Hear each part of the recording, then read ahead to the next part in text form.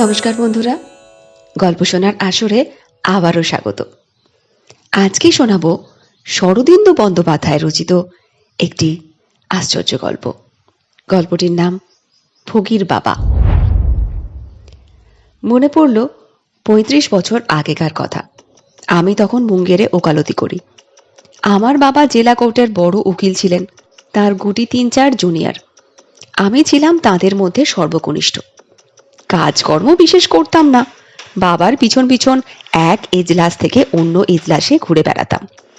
কখনো বা এজলাসে সাক্ষীর এজেহার লিখতাম এবং বেশিরভাগ সময় বার লাইব্রেরিতে বসে সমবয়স্ক উকিলদের সঙ্গে আড্ডা দিতাম। বার লাইব্রেরির আড্ডা সম্বন্ধে একটা কথা বলতে পারি, অনেক চক্রে আড্ডা দিয়েছি, কিন্তু এমন চোখা বুদ্ধি ও উইটের সংঘর্ষ আর কোথাও পাইনি। এই বিষয়ে আমার বিশ্বাস সব বার লাইব্রেরি সমান। আদালতে সরজমিনে নানা জাতীয় মানুষের বিচিত্র সমাবেশ, অধিকাংশই পুরুষ, বাদী প্রতিবাদী, আসামি ফরিয়াদি, সাক্ষী উকিল মুন্সি তদবিরকারী পাটোয়ারি। কেউ ছুটোছুটি করছে, কেউ মোকদ্দমা জিতে ঢোল পিটোচ্ছে, কেউ হেরে গিয়ে গাছতলায় গালে হাত দিয়ে বসে আছে। ক্রোধ, লোভ, কুটিলতা, হতাশা, জয়োল্লাস, কত রকম যে মনোভাব এই আদালত নামক ভূখণ্ডের মধ্যে তাল পাকাচ্ছে তার ইয়ত্তা নেই। কোনোটাই কিন্তু উচ্চাঙ্গের মনোবৃত্তি নয়। এই জনাবর্তের মধ্যে একটি লোককে মাঝে মাঝে দেখতে পেতাম, যার সঙ্গে আদালতের বাতাবরণের কোনো মিল নেই। তাকে লোকে বলতো ফকির বাবা। ইয়া সন্ডা চেহারা, নিকশের মতো গায়ের রং, মাথায় এক মাথা তৈলচিক্কন বাবরি চুল, অল্প দাড়ি আছে, মাংসল মুখে সামনের দুটো দাঁত ভাঙা, কিন্তু হাসিটি প্রাণ খোলা। কপালে সিঁদুরের ফোঁটা, চোখ দুটিও ওই ফোঁটার মতোই রক্তবর্ণ। কি শীত, কি গ্রীষ্ম, একটা কালো কম্বল তার চওড়া কাঁধে পাট করা থাকতো, পরনের লুঙ্গি, কখনো সেই সঙ্গে একটা গেঞ্জি। লোকটিকে দেখে আমার মনে হতো সে আদৌ মুসলমান ছিল, তারপর তান্ত্রিক সাধনা আরম্ভ করেছিল। তার ফকির বাবা নাম থেকেও তাই মনে হয়, কিন্তু এ আমার আন্দাজ মাত্র। তার গোটা পরিচয় কোনো দিন জানতে পারিনি। ফকির বাবা আদালতে আসতো টাকা রোজগার করতে। তার টাকা রোজগারের প্রক্রিয়া আমি স্বচক্ষে দেখেছিলাম। আদালতের খোলা জায়গায় ভিড়ের মধ্যে ঘুরে বেড়াতে বেড়াতে সে হঠাৎ একটা লোকের হাত ধরে বলতো, তুই যদি আমাকে 5টা টাকা দিস, তোকে মামলা জিতিয়ে দেব।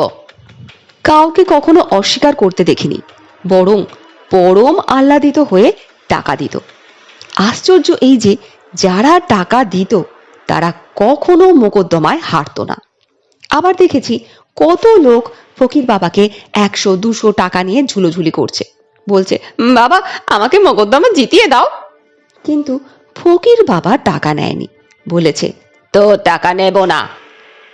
আমার বিশ্বাস ফকির বাবার একটা দৈব শক্তি ছিল, খুব নিম্ন স্তরের সিদ্ধাই, যার দ্বারা সে লোকের মুখ দেখে তার ভবিষ্যৎ জানতে পারত। আমাকে একবার একটা এজলাসের বারান্দায় ঘোরাঘুরি করতে দেখে বলেছিল, তুই এখানে কি করছিস, যা ভাগ, পালা। তখন তার কথার মানে বুঝিনি। 2-4 দিন আদালতে ঘুরে বেড়িয়ে কিছু টাকা সংগ্রহ করে ফকির বাবা ডুব মারত, আবার 2-4 মাস পরেই ঠিক ফিরে আসতো। যে ঘটনা আজ মনে পড়ল সেটা ঘটেছিল গ্রীষ্মকালের একটি অপরাহ্নে। তখন বোধহয় সকালে আদালত বসছে, বিকেলবেলা বাড়িতে মক্কেল আসে। মনে আছে বিকেল আন্দাজ 4টের সময় বাবা অফিস ঘরে এসে বসেছেন, আমিও এসেছি। আর এসেছেন বাবার প্রধান জুনিয়র শ্রী নিরাপদ মুখোপাধ্যায়।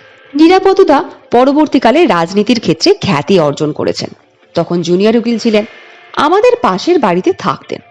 মক্কেল তখনও কেউ আসেনি, সদর দরজা ভেজানো আছে। বাবা আর নিরাপদদা টেবিলে 2 পাশে বসে বিশ্রামভালাপ করছেন। টেবিলের ওপর নথিপত্র, ভারী ভারী আইনের বই ছড়ানো রয়েছে। হঠাৎ সদর দরজায় ঠেলা দিয়ে ঘরে ঢুকলো ফকির বাবা। সেই শাহজওয়ান চেহারা, সেই কাঁধে কম্বল, সেই গাল ভরা হাসি। অনেকদিন তাকে আদালতে দেখিনি, আমাদের বাড়িতে তার পদার্পণও এই প্রথম। বাবা অবাক হয়ে চেয়ে রইলেন। ফকির বাবা তাঁর চেয়ারের পাশে গিয়ে দাঁড়ালো, বলল, ওয়াকিল সাহেব 2টো টাকা দাও। বাবা বললেন, তুমি টাকা নিয়ে কি করবে? সে ফোকলা মুখে হেসে সপ্রতিভভাবে বলল, মদ খাবো। বাবা দোনামোনা করতে লাগলেন, টাকা দিলেন না, কিন্তু দেব না বলে তাকে হাঁকিয়েও দিলেন না। বাবার মনে বোধহয় সংশয় জেগেছিল, যে ব্যক্তি মদ খাওয়ার জন্য টাকা চায় তাকে টাকা দেওয়া উচিত কিনা। নিরাপদা এই সময় কথা বললেন। তিনি সেই সময় একটু নাস্তিক গোছের লোক ছিলেন। বললেন, ফকির সাহেব, তুমি তো সাধু সজ্জন ব্যক্তি, ভূত দেখাতে পারো? ফকির বাবা তৎক্ষণাৎ তাঁর দিকে ফিরে বলল, হ্যাঁ পারি। ক্ষণেকের জন্যে বিমূঢ় হয়ে গেলাম। বলি কি লোকটা, ভূত দেখাবে? নিরাপদ দাদা বললেন, দেখাও ভূত, কিন্তু খাঁটি ভূত দেখাতে হবে, বুজরুকি চলবে না।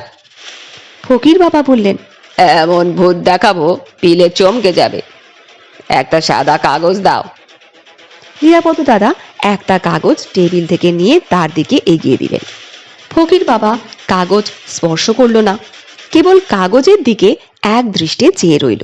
তারপর বলল, হয়েছে, এবার কাগজটা চাপা দিয়ে রাখো। নিরাপদ দাদা একটা ভারী বইয়ের তলায় কাগজ চাপা দিয়ে রাখলেন। ফকির বাবা তখন চেয়ার টেনে বসল।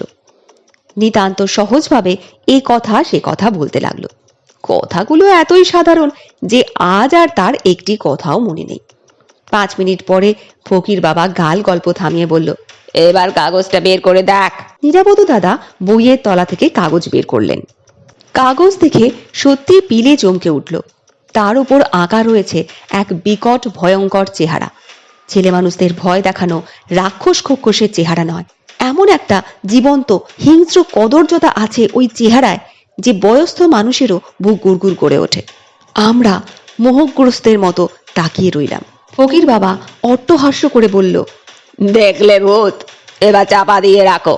নিরাপদ দাদা যন্ত্রচালিতের মতো কাগজখানা আবার বই চাপা দিলেন। ফকির বাবা পিতৃদেবের দিকে হাত বাড়িয়ে বলল, টাকা দাও। বাবা নিঃশব্দে 2টি টাকা দেরাজ থেকে বের করে তার হাতে দিলেন। ফকির বাবা গাল ভরা হাসি হাসতে হাসতে চলে গেল।